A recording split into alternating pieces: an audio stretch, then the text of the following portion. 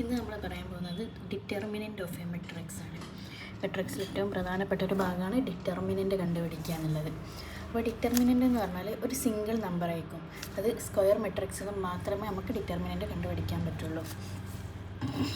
A determinant is a single number. ഒരു single number ആയിരിക്കും associate with a square matrix.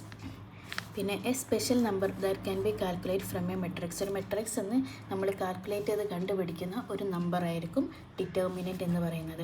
അപ്പോൾ നമ്മൾ determinant കാണുകയാണ് 2x2 മോഡൽ മെട്രിക്സിൽ നമ്മൾ എങ്ങനെയാണ് ഡിറ്റർമിനൻ്റ് കാണുക എന്നുള്ളത് നോക്കാം. അപ്പോൾ ഡിറ്റർമിനൻറ്റിന് ഇങ്ങനെയാണ് ഇത് ഒരു ഇട്ടിട്ട് രണ്ട് ഭാഗത്തും രണ്ട് ലൈൻസ് ഇട്ടിട്ടാണ് നമ്മൾ ഡിറ്റർമിനൻ്റ് എഴുതി കൊടുക്കുക. ഇങ്ങനെയാണ് ഡിറ്റർമിനൻ്റ് എഴുതുക കേട്ടോ. അപ്പോൾ നമുക്ക് നോക്കാം 2x2 മോഡൽ ABCD.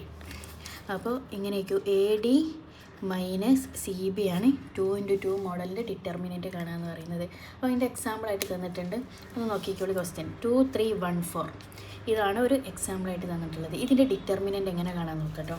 അപ്പോൾ 2, 3, 1, 4. അപ്പോൾ ഇതേപോലെ തന്നെ ADBC ഇതാ ADBC ഇതേപോലെ തന്നെ ഇതെങ്ങനെ ചെയ്യും? 2 × 4 AD ആണോ, A × D ആണ് AD. അപ്പോൾ അതേപോലെ തന്നെ 2 × 4 മൈനസ് 1 × 3. അപ്പോൾ അതായിരിക്കും ഡിറ്റർമിനൻ്റ് എന്ന് പറയുന്നത്. നമുക്ക് നോക്കാം. 2 × 4 ഇങ്ങനെ ക്രോസ് ആയിട്ട് മൾട്ടിപ്ലൈ ചെയ്ത് മൈനസ് 1 × 3. അപ്പോൾ 2 × 4 എത്ര ആയിരിക്കും? 8 മൈനസ് 3 എത്രയാണ്? 5 ആണ് ആൻസർ വരിക കേട്ടോ.